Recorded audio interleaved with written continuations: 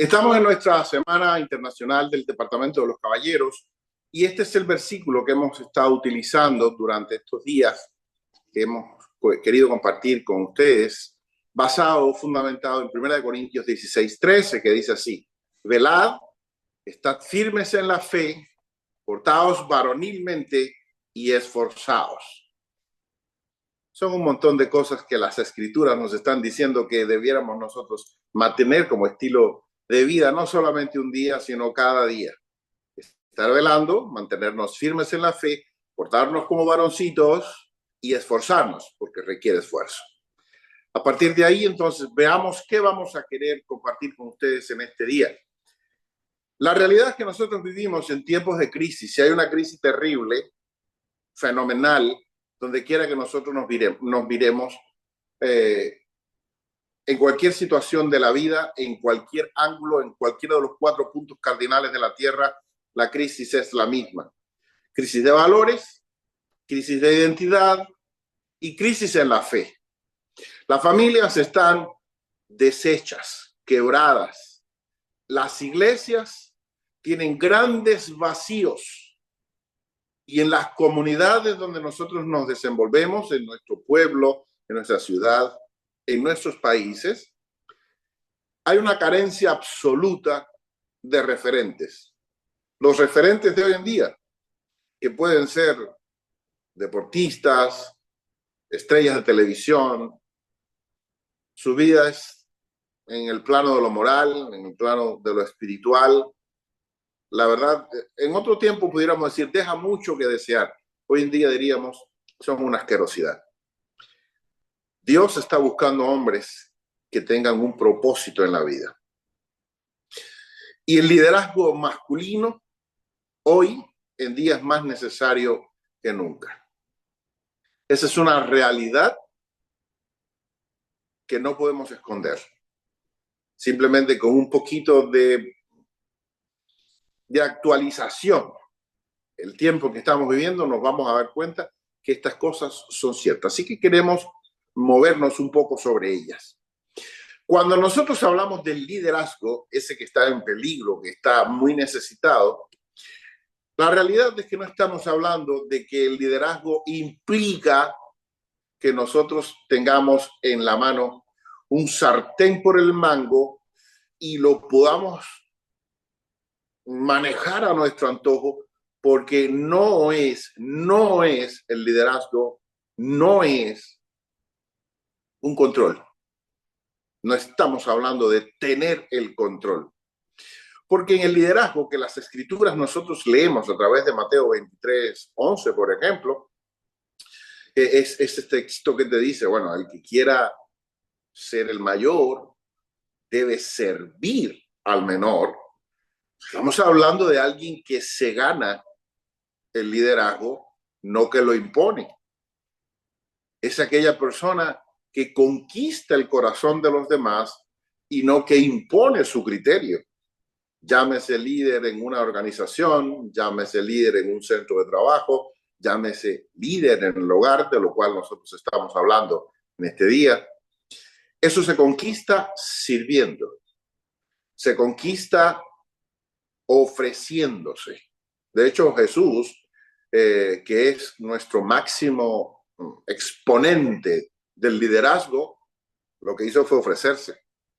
Las escrituras le dicen al hombre, mira, observen a Jesús para que ustedes puedan ser de la misma forma en que Jesús dio su vida. Usted, como líder en la casa, cuide y ame a su esposa de esa misma forma en que, como Jesús dio su vida, usted también la pueda dar si fuese necesario. Es decir, es a través del servicio, como el hombre, consigue el liderazgo del hogar. No es diciendo, porque aquí el que lleva los pantalones soy yo, porque aquí el hombre soy yo. No, no se conquista de esa manera. Eso es autoritarismo. Estamos hablando de servir. Tiene que tener coherencia. La persona, el hombre de Dios, tiene que tener coherencia. Es decir, no puede haber divergencia entre lo que dice y lo que hace. Un hombre de Dios que aspira a poder llevar el liderazgo Es una persona que cuando dice estas cosas son así, me gustaría que se hagan de esta manera, los demás tienen que verlo a él viviéndolo de esa forma. De esa manera está ganándose un lugar de prestigio ante su familia. De otra forma, es una persona incoherente y la gente no puede saber nunca realmente qué piensa, qué quiere, porque hoy dice una cosa, mañana hace otra y pasado mañana impone a los demás o exige a los demás que hagan algo que él mismo no hace. Entonces, no funciona de esa manera. Y con una entrega que se demuestre. Porque todos podemos decir, ay, cuánto te amo, o ay, cuánto estoy de agradecido, y con nuestras acciones demostrar que no amamos, o nuestras acciones demostrar que no estamos agradecidos, porque la realidad es que nosotros, con nuestra manera de entregarnos, con nuestra manera de darnos en servicio a los demás, es como podremos demostrar desde lo profundo que de verdad nosotros podemos, queremos, intentamos y lo logramos amar y servir y entregarnos a todos. Esa es la realidad nuestra. Solamente con la entrega. Es por eso decimos, de hecho, la definición de líder tiene una explicación demasiado objetiva y demasiado puntual cuando se compara o se equipara y se pone entre una y la otra, se pone el signo de igual. Entonces tenemos en un lado la palabra liderazgo y en el otro lado, después del signo de igual, leemos influencia. Así que el liderazgo e influencia son sinónimos. Cuando usted es un buen líder es porque usted ejerce influencia. Cuando un líder tiene que reclamar, llámese donde se llame, en el hogar, en la iglesia, en el trabajo, donde quiera que esté, cuando el líder tiene que pararse delante de los demás y decir, porque yo soy, ese día dejaste de serlo. Ese día en que tienes que reclamar lo que tú dices que eres, ese día dejaste de serlo. Por eso estamos hablando que el liderazgo masculino no es igual a control, es igual a responsabilidad, a servicio, a entrega, a coherencia en el estilo de vida. Tampoco es popularidad, tampoco lo es. Primera Timoteo 4:12 lo tenemos como una base sobre la cual queremos fundamentarnos de qué estamos hablando. O sea, no es cuestión de popularidad, es cuestión de que los demás te vean como ejemplo. ¿Sabes? Sé ejemplo de los fieles en conducta, en fe, en amor, en paciencia, en santidad, en pureza, en aquellas cosas que son buenas, que la gente pueda verte a ti sirviendo, que la gente pueda ver en ti el fruto del Espíritu. Entonces, eso ejerce esa influencia sobre los demás que quieren verte e imitarte. Recordemos que si el liderazgo es sinónimo de influencia, y influencia cuando la ejerce sobre los demás van a también querer ser como tú. Cuando siempre nosotros ejercemos influencia sobre algo, sobre nuestra familia particularmente, nuestro cónyuge, nuestros hijos, son las primeras personas que reciben nuestra influencia. Y entonces ellos van a repetir, oye, dile que no estoy. ¿Qué está aprendiendo la otra persona? ¿Qué está aprendiendo el hijo o la hija? A mentir. Nos aman, nos tienen como patrón para sus vidas. De hecho, cuando crezcan quieren ser como nosotros. Entonces, nosotros lo que estamos buscando, en lugar de ser el esposo, el cool, el esposo cool, somos el esposo que ejerce influencia, que toma con seriedad la mentira, que toma con seriedad la verdad, por poner solo el ejemplo de la mentira y de la verdad, pero en cada cosa. Al ejercer la influencia, nosotros debemos ser ejemplo de los que son fieles, no del impío y del pecador, también no, aún del que es fiel, aún del que es creyente, como decía la Escritura, ¿no? Es ejemplo de los creyentes. Nosotros debemos ser ese ejemplo que ejerce la influencia y que la gente quiere ser como nosotros.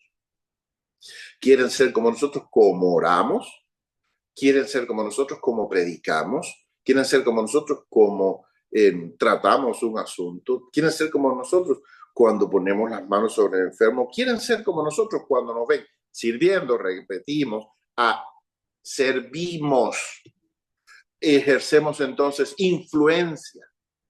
Y en lugar de ser el cool, somos la persona seria. Pueden hablar, de hecho, todos nosotros hemos pasado por el colegio. Y cuando estudiábamos, pudiéramos haber tenido entre nuestros profesores aquel profesor que a todos nos caía bien, que siempre nos echaba la mano, que miraba para el otro lado si veía que estábamos copiándonos, que su clase era alegre, era sabrosa, relajada. Y en ese argot de los jóvenes, de los niños, que sabroso es este profesor o esta profesora. Hoy no nos acordamos de su nombre, de esos profesores. Nos acordamos de aquella persona que nos llevaba por el buen camino. Nos acordábamos de aquel maestro que en aquel entonces decíamos, qué duro es, qué fuerte nos lleva, no nos deja copiarnos, nos exige que la tarea se entregue a tiempo. Si no se entrega, entonces nos pone una nota negativa. Ese maestro, que no era el popular, es el que nosotros queremos hoy cuando tenemos hijos, que sea el tipo de maestro que nuestros hijos tienen. Ninguno de nosotros quiere para nuestros hijos el profesor canchero, el profesor buena gente. No, queremos al estricto, porque sin darnos cuenta, ese fue el que ejerció influencia sobre nuestras vidas de verdad, no el buena gente. Nosotros como líderes debemos, nuestra preocupación no es que nos aplaudan, nuestra preocupación no es que digan que qué buena gente somos o que qué buenos somos como esposos, como padres, sino que quieran imitarnos. Esa debiera ser nuestra preocupación, que ellos quieran imitarnos, ser como nosotros. Eso es influencia. Y no es perfección tampoco ser un líder. No, es la perseverancia. Proverbios 24, 16, para los que no lo ubican mucho, es el que dice, 7 veces el justo caerá, pero se levantará también. Entonces es la persona, el liderazgo para nosotros, es ese liderazgo que nos lleva a aceptar que cometemos errores, pero no nos quedamos en el error tirando, bueno, ¿qué le voy a hacer? Somos humanos, cometemos errores. Esa no, así no debe ser. Esa fórmula está diluida. Esa fórmula es un escape, no sirve. Escuchen esto. La fórmula correcta para nosotros es me equivoqué. Con mi esposa, perdón, cariño, la verdad es que lo hice mal. Me equivoqué, perdóname. Te doy mi palabra de que voy a hacer mi mejor esfuerzo para que esto no vuelva a suceder. Demostrándole a ella, demostrándole a nuestros hijos que sentimos dolor, que sentimos vergüenza, que estamos apenados por habernos equivocado. Ellos están aprendiendo que se puede equivocar uno, que lo importante es arrepentirse y no volverlo a hacer. Pero cuando nosotros, como líderes, lo que decimos es, bueno, oye, está bien, vaya, ¿sabes qué? Me equivoqué, pero ¿qué lo voy a hacer? Somos humanos y perfecto solo es Dios. ¿Qué le enseñamos a ellos? Yo traigo siempre un ejemplo a mi mente y lo expongo en situaciones como esta. Teníamos dos hombres grandes, dos líderes grandes. Teníamos a Saúl y teníamos a David. Saúl, un desobediente. David, un promiscuo asesino, hijo de su madre. Cuando miramos estas cosas así, dice, pero ¿cómo? ¿Estamos hablando del mismo Saúl, el mismo David? Sí, el mismo Saúl, el mismo David. Saúl lo único que hizo fue perdonar la vida a los animales gordos, al rey. Saúl lo único que hizo fue matar unos corderitos y ofrecerlo en sacrificio. David se acostó con la mujer del vecino, el desgraciado. Se acostó con la mujer del vecino. Y mientras todos los hombres estaban en la guerra, dice la Biblia, en el tiempo que los reyes iban a la guerra, David estaba en su casa, acostándose con la mujer del vecino, mandando a traer al vecino, emborrachándolo, y el borracho era más digno que el rey, ungido por Dios, santificado, aceite santo sobre su rostro desde los 16 años. Y luego fue tan sádico que le dio una carta para el general del ejército donde decía, deja a este infeliz en el frente de la batalla, cuando arrecien los tiros de los enemigos y estén tirando con los cañones, o esté el francotirador a la cerca de él para que le pueda meter un tiro por el medio de la frente. Déjamelo ahí, así no será mi mano, sino los enemigos los que lo maten. Estas dos situaciones, ¿quién es más sinvergüenza de los dos?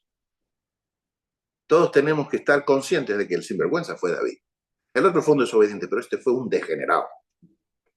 Mira la diferencia entre uno y el otro. Cuando se le reclama a Saúl, Saúl puso puro pretexto. En un caso es que el pueblo desertaba.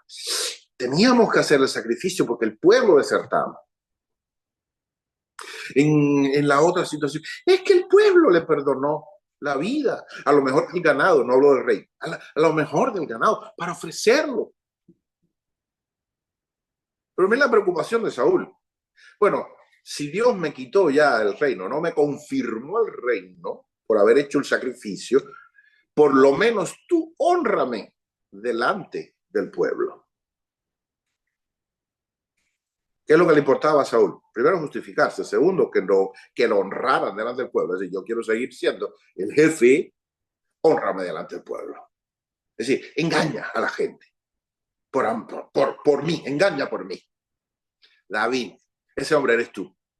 Ay, Dios, soy yo. Se tiró en el piso a orar, a pedir perdón, a vestirse de saco y ceniza, pidiendo misericordia luego cuando el hijo de ese adulterio de él iba a morir. Así fue David. De hecho, cuando le dicen, ese hombre es tú, que teniendo muchas ovejas, mataste al que tenía una sola, la ovejita del que tenía una sola, para suplir, para ofrecerlo a alguien que andaba de paso. Esa es la tentación, es el pecado, anda de paso. Y tú lo atendiste y le quitaste la ovejita al que tenía una sola. Ese eres tú. Escribió uno de los salmos más preciosos de la Biblia. No me eches de delante de ti. No quites de mí tu Santo Espíritu. Contra ti solo he pecado. Miren, Saúl fue desechado y David fue confirmado. Y luego todavía dice la Biblia que David era un hombre conforme al corazón de Dios. Y uno dice, bueno, ¿será que Dios no leyó la Biblia? Y por eso habla así de David.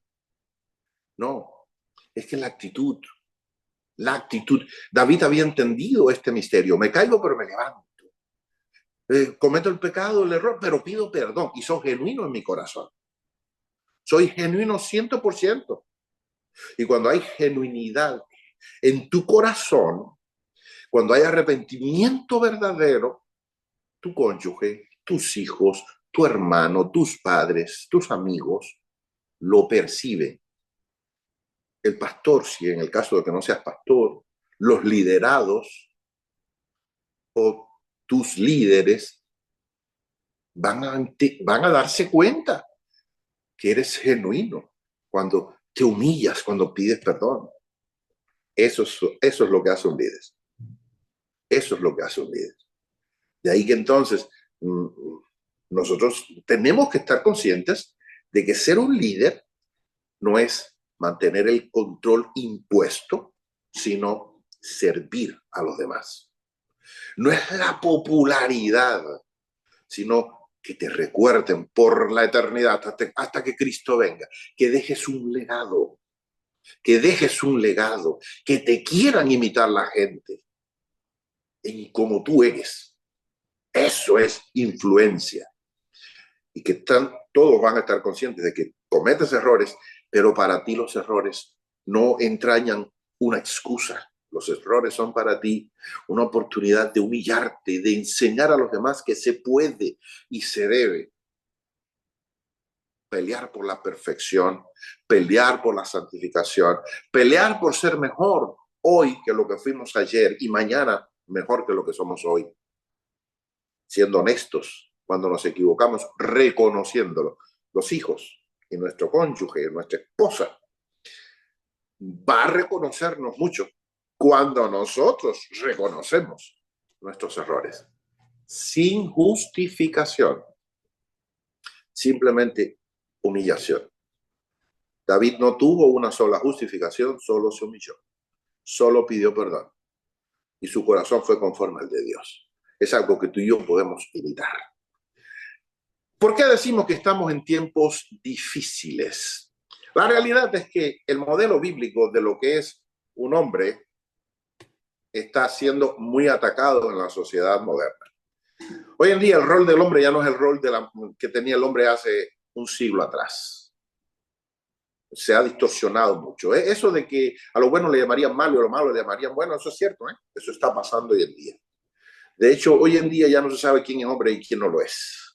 Este movimiento feminista de tercera ola que estamos viviendo en este año, hoy mismo actualmente, está provocando un desequilibrio terrible dentro de la sociedad. Están procurando eliminar la barrera del liderazgo, eliminar la barrera de roles dentro de la sociedad. Nosotros como cristianos no somos anti-mujeres. No, nosotros no lo somos. No obstante, estamos conscientes que hombres y mujeres somos distintos.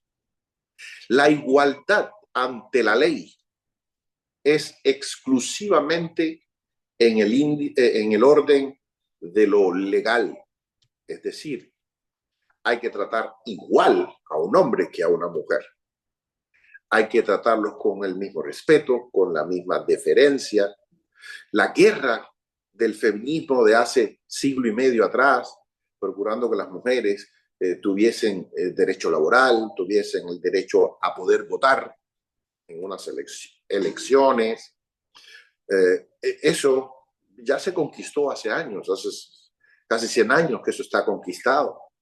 Ahora, lo que ha habido después de eso ha sido que, por cierto, fueron hombres los que legislaron eso y lo aportaron y lo apoyaron y lo votaron y lo aprobaron. Fueron hombres, no fueron mujeres, fueron hombres los que lo hicieron.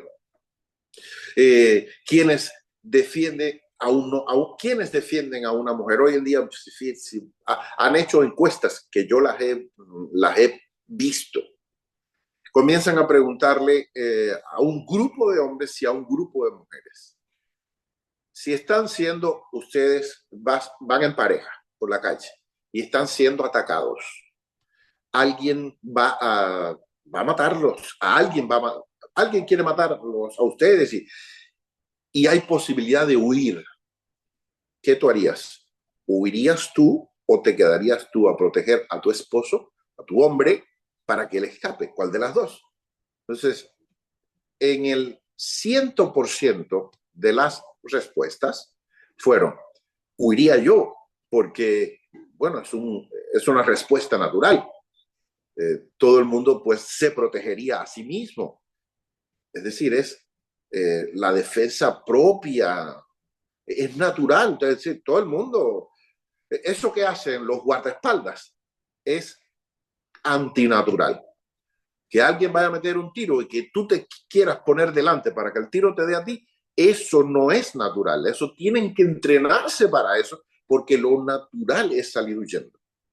Así que, pues sí, de una manera muy explicativa, de una manera muy argumentada, el 100% de las mujeres dijeron, pues yo trataría de salvarme. Bueno, el 98% de los hombres que fueron encuestados dijeron que me maten a mí, pero yo tengo que protegerla a ella. ¿Qué pasa ahí con eso? No estoy juzgando ni criticando a las mujeres porque dicen eso.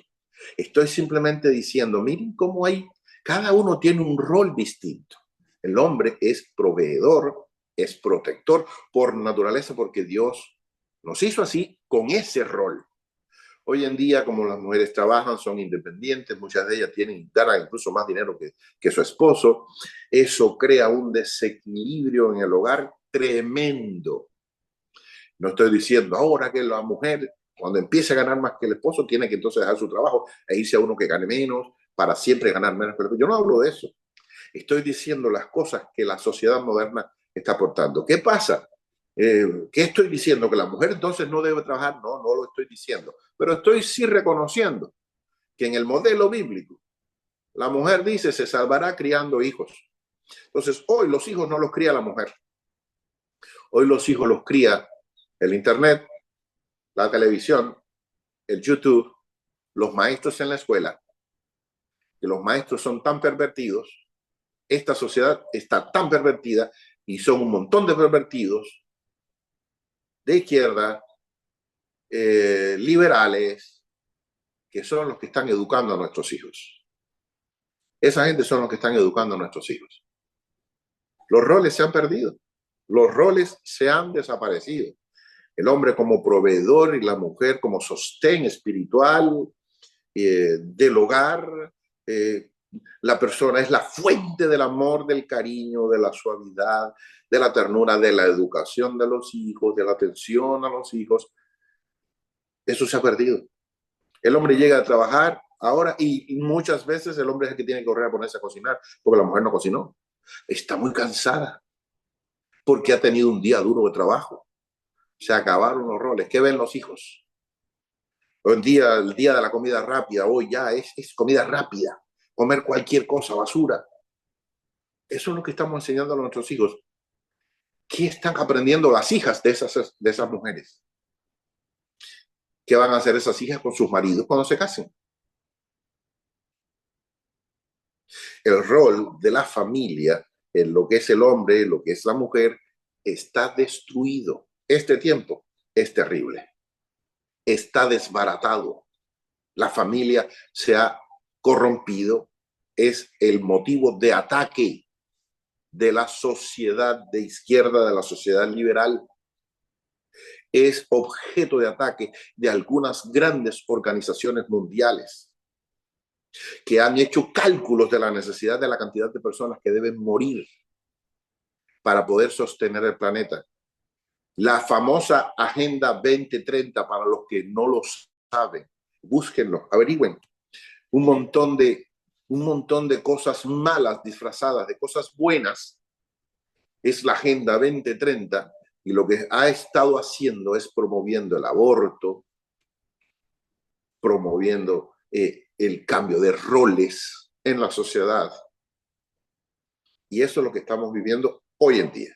Son ataques al modelo bíblico. Ataques al modelo bíblico. Los que no están empapados en esto no tienen la más mínima idea de la crisis existencial que tiene la familia hoy, en el siglo XXI, año 2025. Ahora, se empapan un poco en lo que está pasando en la cultura de la sociedad actual y ustedes van a horrorizarse, como lo estoy yo. La cultura esta misma promueve la pasividad y el egoísmo. Es decir, tú primero, y no te metas en los problemas ajenos. Entonces, los hombres se han convertido, nos hemos convertido en espectadores de la vida espiritual en nuestros hogares e incluso espectadores también en la vida espiritual en nuestras iglesias, en nuestras congregaciones. Esa es la cultura del quédate tranquilo, no te metas en nada, pasa inadvertido.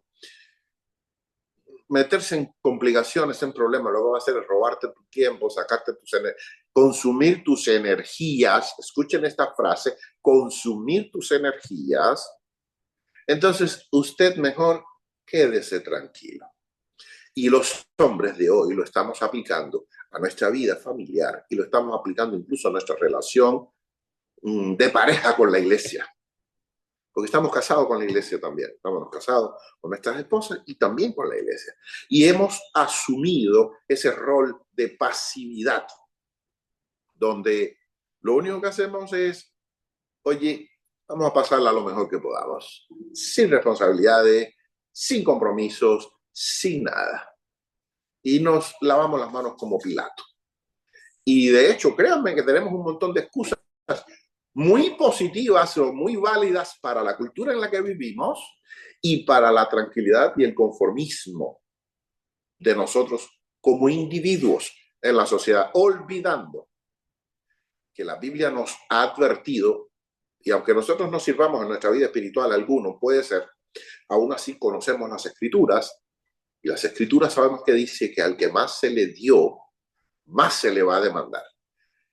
Y Dios nos va a demandar a ustedes y a mí lo que no le va a demandar a nuestros vecinos.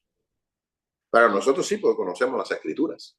A nosotros sí nos lo va a demandar. La carga de la vida, las preocupaciones, los problemas, apagan el fuego espiritual. Segunda Timoteo 3, 1 y 2. Miren, ese texto es tan violento lo que dice. Es tan fuerte lo que dice. Hay dos textos hoy que están muy fuertes que quiero compartir con ustedes, pero muy, muy fuerte. Cuando digo muy fuerte, digo aterradores. Y este es uno de ellos. Vayan y léenlo. De hecho, ahora mismo no lo voy a leer. No voy a. No. Se los dejo como tarea. Tómenle una foto a lo que aparece en pantalla, anótenlo en un papel, hagan lo que quieran. Pero váyanse y léanlo. Váyanse y lean. Vamos a hacer alusión a él después de todas maneras, pero váyanse y léanlo. Segunda Timoteo 3. Y no se queden en el 1 y el 2, lean un poquito más, porque realmente vale la pena leerlo un poquito más que eso. Pero la realidad es que las responsabilidades que a nosotros nos abruman y el corazón del hombre se enfría. Se enfría. Las preocupaciones por el dinero, por la casa, por el carro, o por la bicicleta, o por el caballo, no importa. El seguro, el hospital, la escuela, los muchachos, los útiles escolares, los zapatos, la cartera de marca de la esposa. Lo que se le ocurra, este mundo consumista que estamos viviendo hoy, particularmente en países un poco más desarrollados, es que estamos viviendo esa etapa sin darnos cuenta, estamos viviendo la etapa que Jesús retrató, le tiró una foto y la puso en un cuadro enorme delante de nosotros, cuando comparó el reino de los cielos con un sembrador que salía a sembrar y parte de la semilla cayó entre espinos. Los espinos crecieron y la ahogaron. Cuando Jesús da la explicación de qué son los espinos, habla de esto que estamos hablando ahora. La vorágine de la vida, las compras compulsivas, el caerle atrás a lo último, el estar dispuestos a pagar altos precios para tener un celular, un móvil en la mano, un teléfono inteligente. Y si es el de la manzanita con la mordida, ese es el que yo quiero. Que por cierto, yo no lo uso ese, yo uso el otro. Pero esa locura detrás del último grito, el que cada 3, 4, 5 años en algunos países los ves aquí corriendo para cambiar el carro, porque ya un carro con 4 o 5 años ya es viejo. Otros, por el contrario, remendando el carrito viejo, terminan pagando lo mismo que si pagaran la letra de uno nuevo. Pero el asunto es que en eso es en lo que nos enfocamos. En otros tiempos que no se podía trabajar, en otros tiempos que no se podía ir al médico, en otros tiempos en que había que vivir en comunidad, en otros tiempos, en que habían que hacer cosas que no hay que hacer hoy, porque ni son bíblicas ni nada, ni hace falta hacerlas. En esos tiempos vivíamos más pendientes de la oración, vivíamos más pendientes de los hermanos, vivíamos pendientes, tenía su lado bueno, tenía su lado bueno. Ahora que lo han dejado a la libertad de cada uno, de que cada uno puede elegir, escoger qué hacer con su tiempo, qué hacer con sus recursos, qué hacer, no hemos sabido manejarlo. Se ha hecho como Dios hizo, que es realmente es el modelo bíblico. Dios puso a Adán y a Eva en un buen lugar, en el huerto del Edén. Le dio de todo lo que ellos necesitaban. Les dijo simplemente, mira, para que andes entretenido y porque en la tierra es así, hay que cuidar el cultivo para que se dé, ocúpate de dos cosas. Una, cuida el huerto, cuídalo, lábralo, atiéndelo. En un tiempo que ni siquiera había hierba mala, ¿eh? No habían cardos y espinos por todos lados. Eso vino después del pecado como castigo. Pero en ese tiempo en que cuidar era un hobby, era un trabajo, pero un hobby, se pasaba bien, no había mucho problema. Esas dos cosas. Mira, una es cuida el huerto y lábralo, y la otra es lléname la tierra. Póblame la gente. Dale, tú sabes lo que tienes que hacer, pero póblame la gente. Póblame al mundo de gente. Ninguna de las dos cosas se pusieron a hacer. Por eso tuvieron tiempo para perder el tiempo. Y al tener tiempo para perder el tiempo, terminaron perdiendo el bien del huerto de Edén. Entonces, a partir de ahí, la vida se puso más complicada para hombres y para mujeres. A los hombres se les atacó en donde ellos tienen el rol, y es el de proveer. Por eso al hombre le vino como castigo tener que sudar la frente para conseguir el pan de cada día. A la mujer se le atacó en el rol que ella tenía. Y el rol que ella tenía era el de procrear, de atender a los hijos en casa, de cuidar. Y entonces usted ahora va a parir con dolor. ¿Ve? Entonces, Dios, desde un inicio, independientemente del problema en que nos metimos la raza humana después del pecado o con el pecado, después de haber pecado recibimos la justa retribución a nuestra falta y fuimos atacados o sancionados, para usar una palabra más correcta, en el rol en que nosotros teníamos que cumplir. Cuando nosotros hoy en día que hemos roto todo el modelo bíblico, que la cultura nos ha cambiado los valores y a lo bueno le llamamos lo malo y a lo malo le llamamos bueno, y cuando un pastor, un líder, un hermano es un poquito más espiritual que nosotros, un poquito, con eso es suficiente, nos viene a advertir, nos sentimos mal, le dejamos de hablar, no queremos que nos mire, si él está presente nosotros no queremos participar, nos alejamos de esa persona porque no queremos escucharle, porque es agrimensor de malas noticias. No, ¿por qué? Porque nos está poniendo de frente a nuestra falta, porque nos está confrontando con las escrituras y eso no queremos. Y eso es más o menos lo que está haciendo el Espíritu Santo hoy en día en esta conversación que estamos teniendo. Tenemos. Es voluntario, pero tenemos que abrir los ojos y darnos cuenta qué cosas de la vida están apagando el fuego del Espíritu dentro de nosotros. La pasión por orar, la pasión por leer las Escrituras, la pasión por pasar un tiempo a solas con Dios, que la está sustituyendo el teléfono. La pasión por las cosas de Dios la está sustituyendo la pantalla. Y eso no sirve, porque eso nos lleva al final de la jornada, cuando ya terminamos de ver todo lo que queríamos ver, y el sueño nos está atacando, ahí nos damos cuenta que no hemos orado. Y cuando nos levantamos en la mañana estamos cansados y corremos a arreglarnos para irnos a trabajar o a la escuela, donde tengamos que ir, pero apurados. ¿Qué le tiramos a Dios? En el mejor de los casos le mandamos un telegrama. ¿Saben lo que es un telegrama?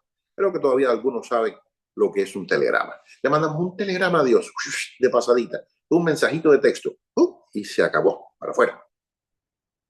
No hay tiempo de una conversación de calidad y el espíritu se va apagando. Entonces, La preocupación porque no alcanzo para fin de mes, la preocupación porque no alcanzo para las medicinas, no alcanzo para los zapatos de los niños, no alcanzo para esto, para lo otro. Los espinos terminan ahogándonos, termina ahogándonos. Y lo peor del caso es que estemos conscientes, cuando nosotros nos vamos en picada, vamos arrastrando a todos los que están a nuestro alrededor, a las personas que dependen de nosotros, a aquellos para los cuales nosotros somos el ejemplo, el reflejo de Dios, y cuando es normal que vivamos ya sin orar, cuando es normal que salgamos y entremos a la casa sin orar, sin que nos vean orar, cuando es normal ya no cantar alabanzas y tener la televisión puesta con músicas, con shows o con lo que sea, cuando es normal ver a predicadores por la televisión o por el YouTube, yo lo que veo son predicadores. Bueno, cuando es normal eso, en lugar de estar en el templo con nuestros hijos, con nuestra esposa, cuando es normal estas cosas, light, fast food, comida rápida, cuando esto es normal, el fuego del Espíritu se apaga en nosotros y junto con nosotros también nuestra familia. Estamos en crisis. ¿Cómo nosotros tenemos, dónde tenemos nosotros que liderar? Nosotros tenemos que aprender a liderar en nuestra casa. El primero de los púlpitos que los hombres tenemos es la mesa de nuestra casa. Nuestra familia tiene que vernos orar.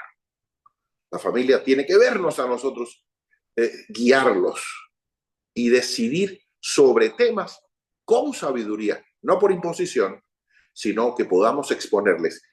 Necesitamos resolver esto de esta manera, por esta razón, por esta razón, por esta razón.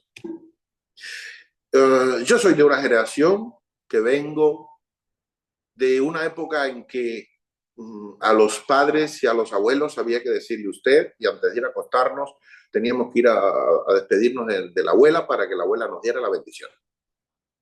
Vengo de esa generación. Vengo de la generación en que siempre todas las comidas era la familia junta y había gritería y pelea y corre, apúrate y ve a bañarte porque la comida ya está lista y tenemos que sentarnos a la mesa. Porque hasta que el último llegara no nos sentábamos a la mesa a comer. Yo vengo de esa generación. Entonces, al sentarnos a la mesa a comer, pues había alguien que hacía la oración por los alimentos, bendecía la mesa. Y en la mesa entonces nos hablábamos, ¿y cómo te fue en la escuela? ¿Y qué pasó? Y que la maestra me llamó y que me dijo, qué sé yo, qué sé cuándo, y el pastor me dijo, o la maestra de la escuela sabática me dijo que tú no estás, que no te aprendiste los versículos. Y ahí se hacían los comentarios. Y escuchaste la noticia y dijo esta noticia así, así, así. Y aunque están diciendo esto, en mi casa particularmente, les cuento, vengo de un país comunista, donde se perseguía a las iglesias y donde en la escuela una de las asignaturas que tuve que estudiar se llamaba Fundamento de los Conocimientos Políticos.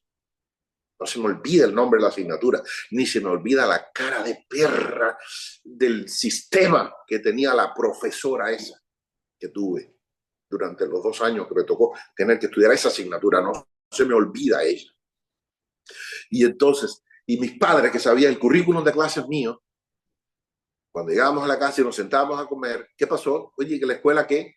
¿Y en las clases qué? Y revisaba mi libreta. ¿Qué padres hoy revisan las libretas? A mí me revisaba mi cuaderno, yo lo revisaba mi papá, yo recuerdo que se sentaba, cuando nos sentábamos a comer, él empezaba a darme un antídoto para todo lo que me habían inoculado en esas clases. Y yo recuerdo haber estado defendiendo lo que en la escuela me enseñaba, en mi mente por formar, todavía en formación, en mi mente en formación, en mi capacidad de razonamiento en formación. En mi papá tener que inyectarme el antídoto contra esas cosas que me enseñaban en la escuela. Eso yo lo recuerdo. ¿Dónde están los padres que hoy hagamos lo mismo? El púlpito nuestro, primero es la mesa cuando estamos sentados ahí con nuestra familia. Bueno, donde eso se hace. Ya hoy, pam, pam, pam, cada uno por su rumbo, cada uno por su lado. Terrible. Josué dijo, ustedes cojan hoy a quién van a servir. Pero mi casa y yo. O sea, mi casa y yo vamos a servir al Señor. Es una cuestión de que en mi casa mi familia me va a seguir. Mi familia me va a seguir. Y eso no es cuestión de Josué nada más. Hay un montón de textos bíblicos montón de textos bíblicos donde nosotros podemos ver, y si fue salvo él con toda su casa, y fue salvo él con toda su casa. ¿Por qué salvo él con toda su casa? Porque había un liderazgo en su casa, la gente de su casa seguía a su líder, y su líder había entendido que lo mejor que había era el evangelio que acababa de recibir. Sentaba a toda su familia cerca de él, y cuando se le predicaba a él y él decía, yo acepto a Jesucristo, la gente de su familia decía, si papá aceptó a Jesucristo, si papá aceptó eso que están diciendo, eso es bueno, porque papá tiene siempre la razón. El hogar, ¿dónde está el hombre hoy que hace eso? ¿Dónde estamos los hombres que defendemos todavía eso? En la iglesia hay un montón de endebles y de peleles ocupando bancos nada más, y que son los primeros en protestar y en quejarse por el pastor, en quejarse por el predicador, en quejarse por el que dirigió, en quejarse, en criticar o burlarse del que se equivocó mientras cantaba, en quejarse del que oró, de que se oró corto, que se oró largo, que si no sabe hablar. Ese tipo de personas, los tenemos incluso hasta aún ocupando puestos de liderazgo. Personas que cerca de él, cuando están cerca de él, lo único que uno puede ver, si te toca estar desde el púlpito y ves a ese tipo de personas, lo vas a ver que siempre está hablando con alguien. Y hay un montón de gente que siempre quiere sentarse alrededor de esa persona porque esa persona es influyente. Pero cuando le miras, están todo el tiempo en una conversación. En la iglesia, nosotros también tenemos que liderar. Los hombres. No tenemos que ser líderes de la iglesia, tenemos que ser líderes natos. Y aún en la iglesia, nosotros debemos honrar y corresponder a las necesidades y que nos vean a nosotros que somos líderes. ¿Líderes en quién? Que vamos delante dando el ejemplo, en ser los primeros en llegar, en cantar cuando se pide que se cante, en cerrar nuestros ojos y orar cuando se está pidiendo que se ore, en estar involucrados en lo que está pasando y que nuestra familia lo vea, en prestarnos voluntariamente para cuando se solicita.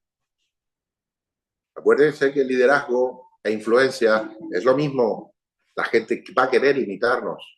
Hoy la iglesia está carente de eso. Personas que viven detrás del dinero permanentemente, que no es pecado estar detrás del dinero, pero cuando el dinero se vuelve tu prioridad, no vas al reino de los cielos. Así de crudo como suena. Y no lo dije yo, no fue un invento mío, fue un invento de Cristo. Dice, más fácil es que entre un camello por el ojo de una aguja a que un rico, esos que confían en las riquezas, entren en el reino de los cielos. Hay que aprender a liderar con sabiduría, aún dentro de las cosas que tienen que ver con la iglesia y en la sociedad donde nosotros nos movemos. A donde quiera que vayamos, en la escuela, en el trabajo, haciendo la fila para pagar lo que compramos en el supermercado, donde quiera que estemos, donde quiera que estemos. ¿Dónde está el hombre cristiano que ha conocido a Dios, que cree en el poder de la oración? ¿Dónde está el que cree en el poder de la oración? Ese hombre que cree en el poder de la oración y está en su centro de trabajo, y cuando se entera que un compañero tiene un problema, no se le acerca y le pone la mano encima y le dice, ¿me permites orar por ti? Con seriedad, demostrando empatía. ¿Dónde están? ¿Dónde están? Los hay, los tenemos, pero ¿dónde está? ¿Dónde está cuando todos los hombres eran así, que andaban siempre dispuestos a orar por los demás, en la sociedad, en el medio donde se desenvuelve, donde se desarrolla socialmente? ¿Cómo le conocen sus amigos? ¿Cómo le conocen sus compañeros? ¿Cómo qué? Es cristiano, sí, es cristiano. ¿Por qué? Porque no trabaja el sábado. ¿Por qué? Porque no come jamón. Se acabó. ¿Por qué más nos conocen? Los que tienen un centro de trabajo, los que están vinculados a un centro de trabajo o un centro de estudio, ¿cómo que los conocen? El que no toma cerveza. como que más nos conocen. Yo he contado en algunas ocasiones, y hoy quiero hacer alusión a eso otra vez. Una vez recibí una invitación de una joven a su graduación cuando se graduó del 12 grado y entraba para entrar a la universidad. Estando yo en la graduación con sus padres, ajá, mientras iban llamando a los graduados, iban hablando algunas cosas que los identificaron a ellos durante su periodo de estudio, sus 3 años que estuvieron en ese estudio intermedio. De cada uno de ellos fueron diciendo cosas que los compañeros hablaban de ellos, ¿no? Y se identificaban de alguna manera. Muchas daban risas, otras eran bastante serias, agradables, chistosas, de toda índole. Y cuando llamaron a esta joven de la iglesia nuestra, que la mencionan, le ponen, Miss, ¿puedo orar por ti? Es decir, señorita, ¿puedo orar por ti? A ella la conocían como señorita, ¿puedo orar? Señorita es un título para ella, ¿no? Y el nombre, ¿puedo orar por ti? Porque se identificó todo el tiempo en estar ofreciéndole a sus compañeros cuando iban a estudiar, cuando salían mal en un examen, cuando sabía que tenían un problema económico o familiar, siempre andaba ahí ofreciendo orar. Era, ¿me permites orar por ti? ¿Puedo orar por ti? Así la conocían a ella. Yo me llené de ese orgullo santo y de esa satisfacción que uno como líder tiene cuando una de las personas a la que uno lidera se habla así de esa persona. Qué feliz me sentí yo en ese momento. ¿Dónde estamos? Los que hacemos eso, nosotros debemos aprender incluso a liderar ahí, en eso, donde no estamos en el culto, ni estamos en la casa, donde quiera que estemos. Para nosotros debe ser una responsabilidad. ¿Cómo vamos a hacerlo? ¿Cómo pudiéramos nosotros realmente llegar a liderar en esas áreas, tanto en la casa como en la iglesia y en nuestra sociedad? Primero que todo, indispensables, sin opciones. Hay que volver al altar de la oración y al estudio, a la lectura de la palabra de Dios.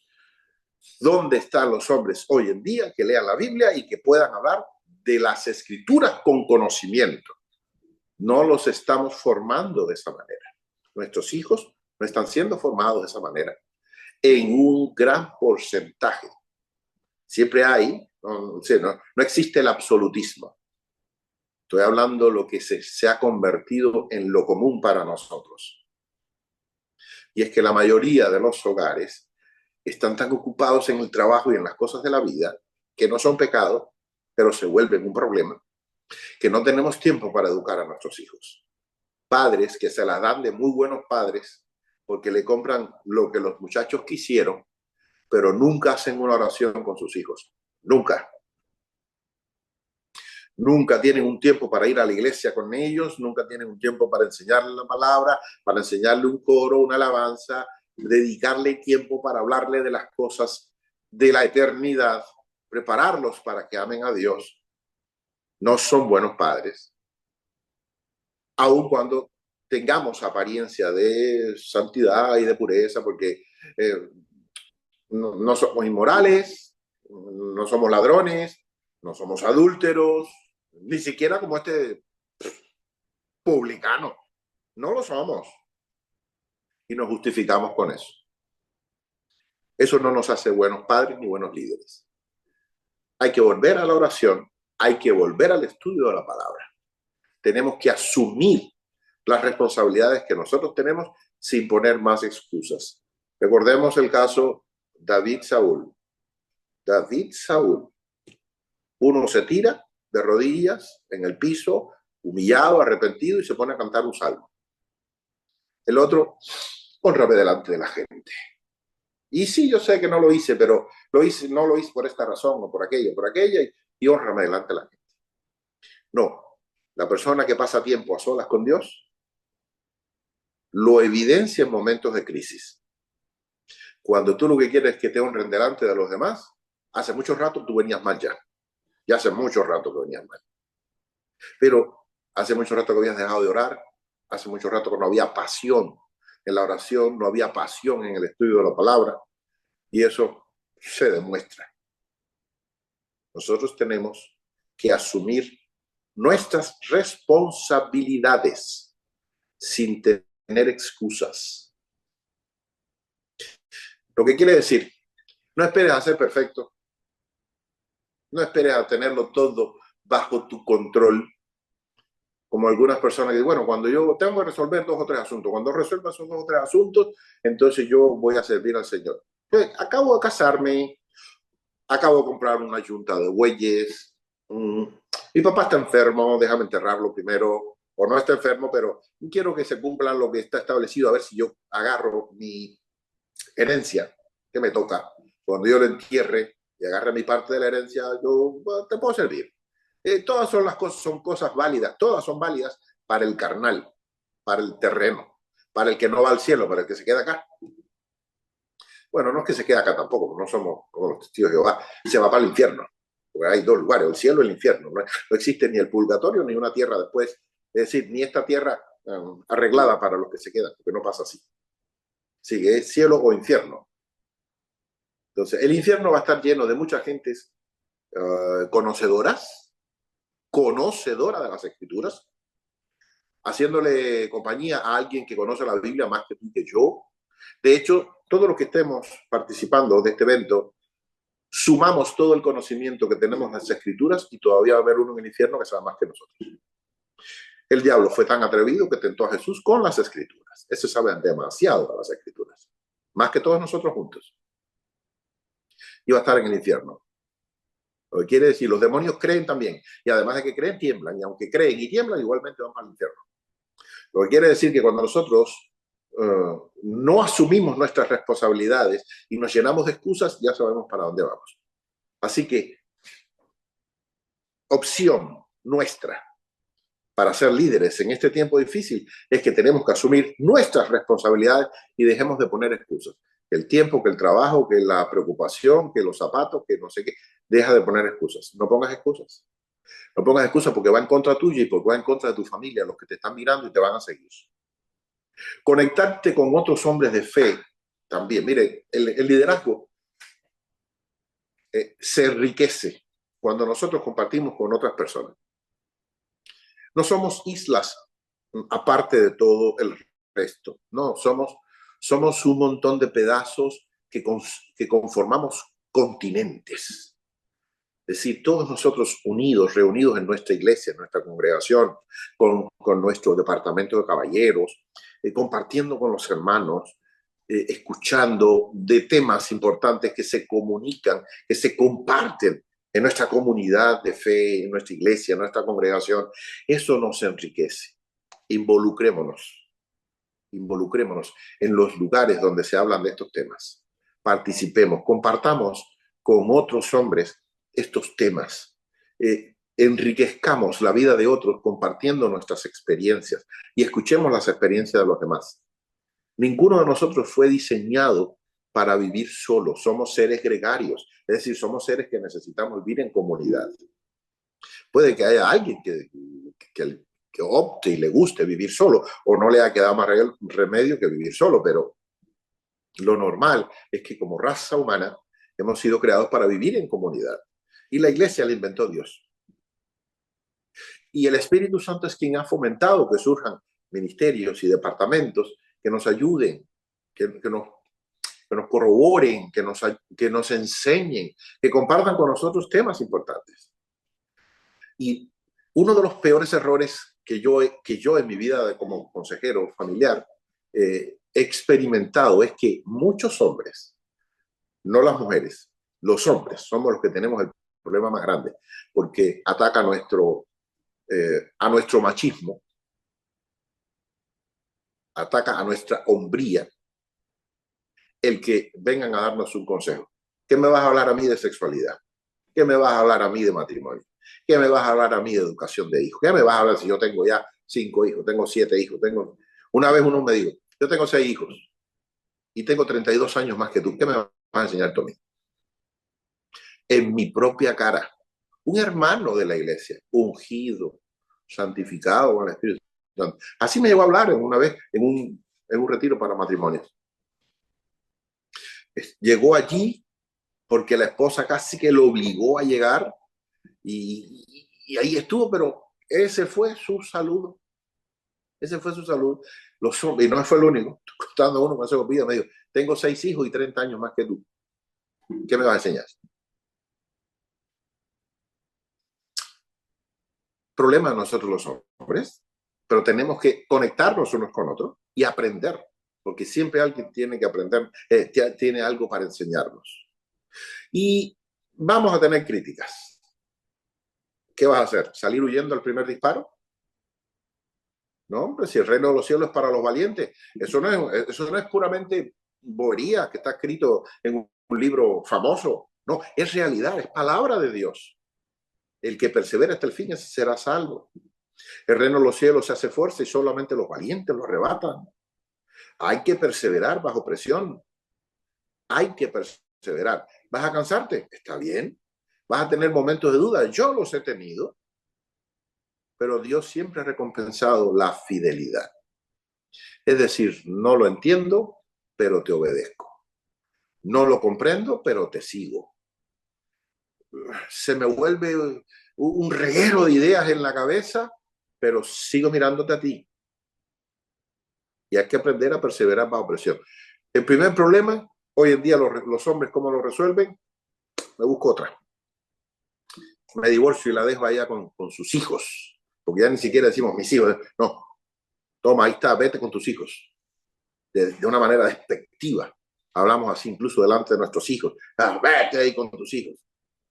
Cosas así. En lugar de entender que Dios lo que quiere es que nos reconciliemos y que las cosas anden bien. Porque para eso su palabra dice, no se ponga el sol sobre vuestro enojo.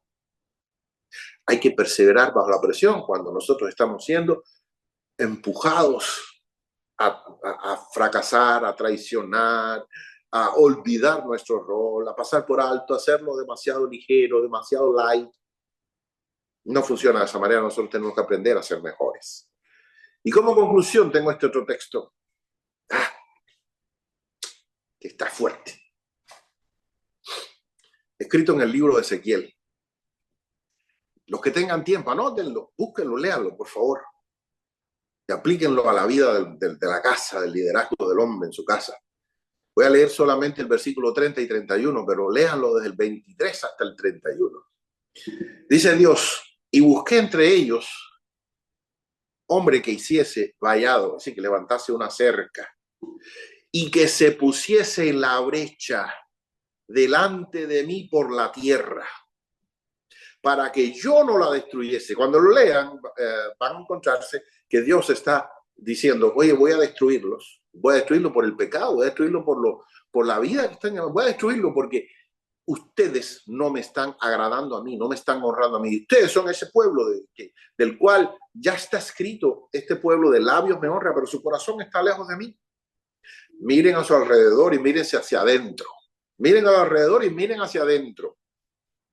Dios está diciendo, la realidad del mundo es esta, no sirve, no me aman, no me honran. Y mis hijos propios, los míos propios, no están viviendo en santidad, no están buscando mi rostro, han dejado de orar, han dejado de ayunar, han puesto excusas miles para no servirme, han enterrado el talento y yo me voy a buscar otro pueblo mejor.